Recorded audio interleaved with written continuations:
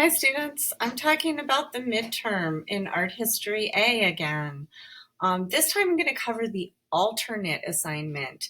If that research project really just isn't going to work for you and you need something different to fit your individualized needs, take a look at this alternate assignment where you get to create an artwork. You're going to create an artwork about an animal because animals were important to ancient and prehistoric civilizations. We're going to look at some artwork to gain some inspiration. For example, on the top left, you have a relief sculpture of a lion that comes from the Ishtar Gate. On the right, you have a lion and a figure. It's a relief sculpture that originated by the Assyrians. On the bottom right, you have a prehistoric animal carving from the Whole Fells Cave. And on the left, it's a detail from the Warka vase from ancient Sumer. These artworks should be familiar to you from the lessons and the live lessons. For 30,000 years, humans have depicted animals.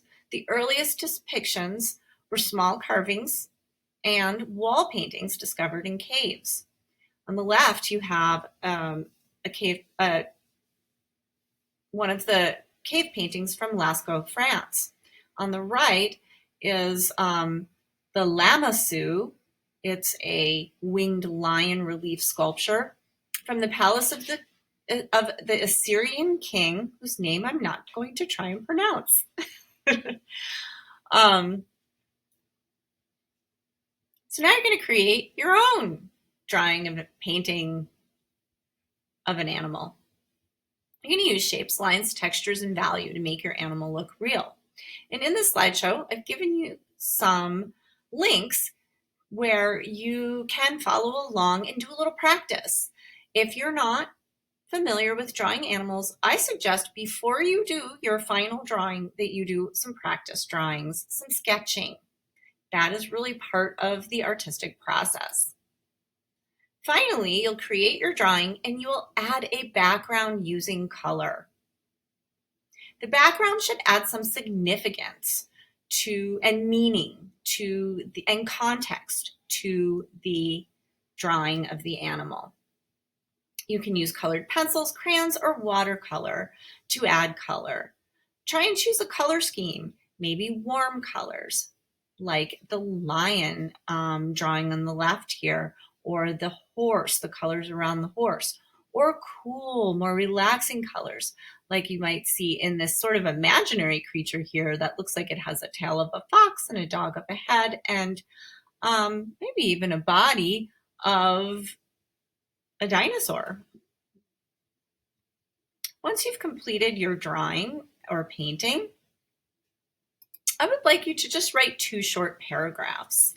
In the first paragraph, you're just going to describe your artwork. You're going to use those 4 steps of the critique: describe, analyze, interpret, and judge. And I've given you some questions here to help guide you through that process.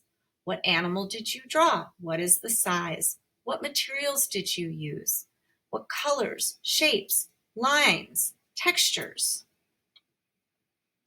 Here's a list of the elements to help guide you, and also a list of the vocabulary words for the principles, which you will use in your analysis. Did you use contrasting colors to create emphasis? Did you use symmetry to create balance? Did you use sizes to show proportion, to show how large the animal is? You can really see that in well, maybe not so much in these, but only choose the ones that really apply to your artwork. And finally, talk about the purpose and meaning. Why did you create that artwork? Why did you choose that animal? Does it have special meaning? Does it represent your beliefs, characteristics, or your cultural heritage? Then you'll put it all together and submit both the artwork and the paragraphs. Here's some examples from students that fit all the criteria. I'll give you a couple minutes to read them, but you certainly can find this slideshow in the weekly email and look at it yourself at your own pace. Thanks. Have a great day.